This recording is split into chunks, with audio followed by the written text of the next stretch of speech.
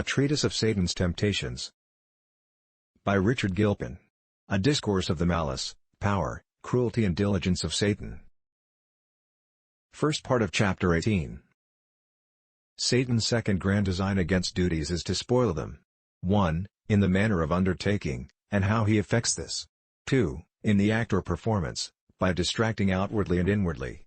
His various ways therein, by vitiating the duty itself. How he doth that. 3. After performance, the manner thereof. The chief of Satan's ways for the hindering and preventing of duty have been noted. What he comes short in this design he next labors to make up, by spoiling and depraving them. And this he doth endeavor 3 ways. 1. First, by putting us upon services in such a manner, as shall render them unacceptable and displeasing unto God, and unprofitable to us, as by a careless and rash undertaking of service. We are commanded to take heed to ourselves how we hear or pray, and to watch over our hearts, that they be in a fit posture for meeting with God. Because the heart in service, is that which God most looks at, and our services are measured accordingly. If then by a heedless undertaking we adventure upon them, not keeping our foot when we go into the house of God, Ecclesiastes 5:1. We offer no other than the sacrifice of fools, and give occasion to God, to complain that we do but draw near to him with our lips, while our hearts are far from him. 2. Secondly, the like spoil of duty is made, when we adventure upon it in our own strength, and not in the strength of Christ. Satan sees the pride of our heart, and how much our gifts may contribute to it, and how prone we are to be confident of a right performance, of what we have so often practiced before. And therefore doth he more industriously catch at that advantage, to make us forget that our strength is in God, and that we cannot come to him acceptably but by his own power. Christians are often abused this way. When their strength is to seek, duty is oft perversely set before them, that they may act as Samson did, when his locks were cut, who thought to shake himself, and to go out as at other times, and so fell into the hands of the Philistines, Judges 16:20. 3.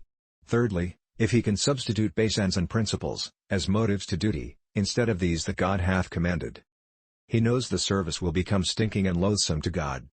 Fasting, prayers, alms, preaching, or any other duty may be thus tainted, when they are performed upon no better grounds, than to be seen of men, or out of envy, or to satisfy humor, or when from custom, rather than conscience. How frequently did the prophets tax the Jews for this, that they fasted to themselves, and brought forth fruit to themselves? How severely did Christ condemn the Pharisees upon the same account, telling them that in hunting the applause of men, by these devotions, they had got all the reward they were like to have. 4. Fourthly, when we do our services unseasonably, not only the grace and beauty of them is spoiled, but often are they rendered unprofitable. There are times to be observed, not only for the right management of common actions, but also for duties. What is Christian reproof, if it be not rightly suited to season and opportunity? The same may be said of other services. 5. Fifthly, services are spoiled, when men set upon them, without resolutions of leaving their sins, while they come with their idols in their heart, and the stumbling block of their iniquity before their face. God will not be inquired of by them, Ezekiel 14:3. He requires of those that present their services to him, that at least they should not affront him with direct purposes, of continuing in their rebellions against him. Nay, he expects from his servants that look for a blessing in their duties, that they come with their hearts sprinkled from an evil conscience, and their bodies washed with pure water, Hebrews 10:22. If they come to hear the word, they must lay aside all filthiness, and superfluity of naughtiness, James 1:21. If they pray, they must lift up pure hands, 1 Timothy 2:8. If they come to the Lord's Supper, they must eat that feast, with the unleavened bread of sincerity and truth, 1 Corinthians 5:8. And albeit, he may accept the prayers of those that are so far convinced of their sins, though they be not yet sanctified, that they are willing to lay down their weapons, and are touched with a sense of legal repentance. For thus he heard Ahab, and regarded the humiliation of Nineveh, yet while men cleave to the love of their iniquity, and are not upon any terms of parting with their sins, God will not look to their services, but abhor them. For thus he declares himself, Isaiah 1:11, To what purpose is the multitude of your sacrifices? Bring no more vain oblations. I cannot away with them, it is iniquity, even the solemn meeting, my soul hateth them, they are a trouble to me. I am weary to bear them, when you spread forth your hands, I will hide mine eyes from you.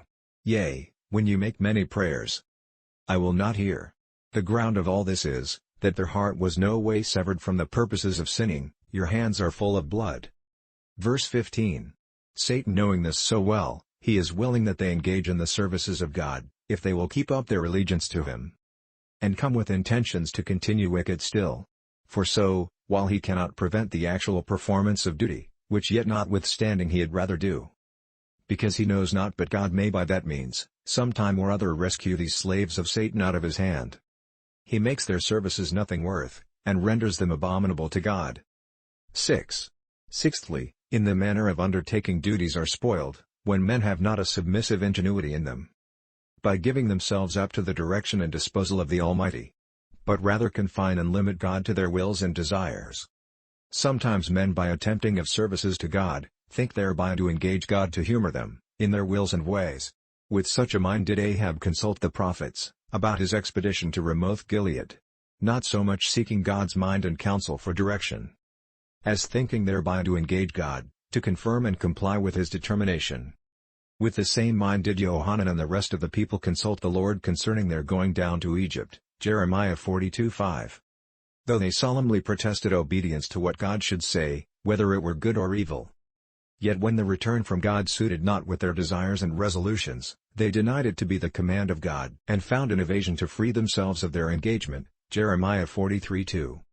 Such dealings as these, being the evident undertakings of a hypocritical heart, must needs render all done upon that score, to be presumptuous temptings of God, no way deserving the name of service. 2. Secondly, not only are services thus spoiled in those wrong grounds and ways of attempting, or setting about them, but in the very act or performance of them. While they are upon the wheel, as a potter's vessel in the prophet, they are often marred, and this Satan doth two ways. 1. By disturbing our thoughts, which should be attentive and fixed upon the service in hand. 2. By vitiating the duty itself. 1. First, by distracting or disturbing our thoughts. This is a usual policy of Satan. Those fowls which came down upon Abraham's sacrifice, are supposed by learned expositors, to signify those means and ways by which the devil doth disorder and trouble our thoughts, in religious services, Genesis 15:12. And Christ himself compares the devil stealing our thoughts from duty, to the fowls of the air, that gather up the seed as soon as it is sown, Matthew 13:4. There are many reasons that may persuade us that this is one of his masterpieces of policy. As, in that the business of distraction is oft easily done. Our thoughts do not naturally delight in spiritual things, because of their depravement. Neither can they easily brook to be penned in, or confined so strictly as the nature of such employments doth require, so that there is a kind of preternatural force upon our thoughts, when they are religiously employed, which as it is in itself laborious, like the stopping of a stream, or driving Jordan back, so upon the least relaxing of the spring, that must bend our thoughts heavenward, they incline to their natural bend and current. As a stone rolled up a hill, hath a renitentia, a striving against the hand that forceth it. And when that force slackens it goes downward. How easily then is it for Satan to set our thoughts off our work. Thanks.